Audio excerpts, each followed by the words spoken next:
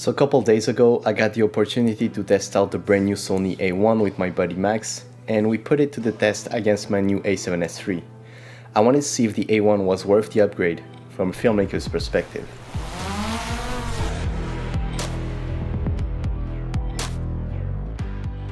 In this video, I shot with both cameras using S-Log3 and graded all the footage using the same lot.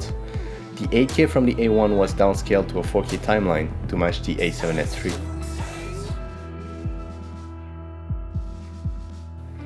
So here are my first impressions. The 8K is super sharp, the 10-bit colors on point, and the autofocus is as good as the other camera. Both sensors are very similar, but they're also different. Let me explain. The A1 is capable of doing everything the A7S III does, plus the 8K at 24 and 30 frames per second. However, the 8K does not have any built-in stabilization, so you might need some sort of stabilization if you plan to shoot handheld. And because it's 8K, the file size are obviously bigger, and it might be pretty hard on your computer. I personally had issue running footage at full resolution on a brand new M1 Mac, so just be aware of that. Other than that, the camera is a beast. Not only this is a great video camera, but it also delivers 50 megapixel. So if you're a professional photographer, you might seriously need to consider this camera. I mean, if you have the budget.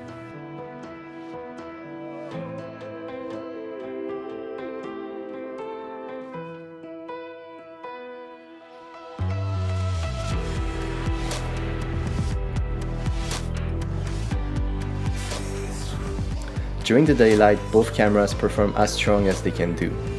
The biggest advantage with an 8K resolution is that you can crop a lot on your image without losing any quality. But remember, this camera was intended for photographers in the first place, and the fact that it delivers more than the A7S III is really cool. It might be the strongest hybrid camera on the market right now.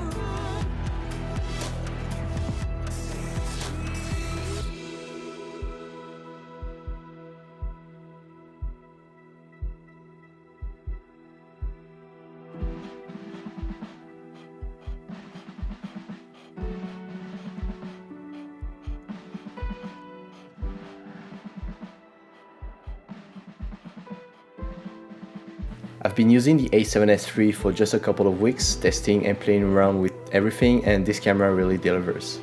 For all videographers, this is a really cool and small item that carries so much quality.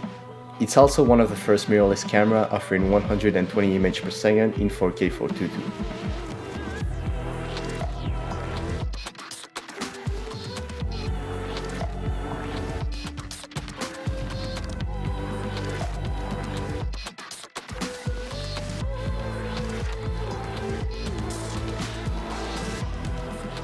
The big difference between the two cameras in the video is the ISO on the sensor.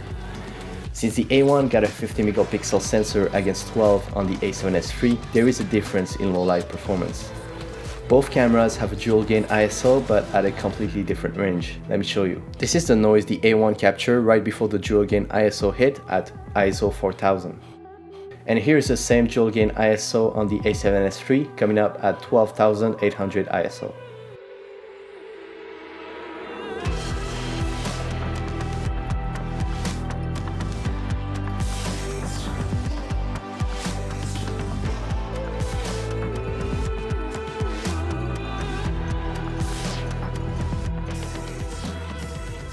I want to end this video by saying that this is not sponsored by Sony, this is just my personal opinion, and stay tuned, there are more videos on the way, so see you next time.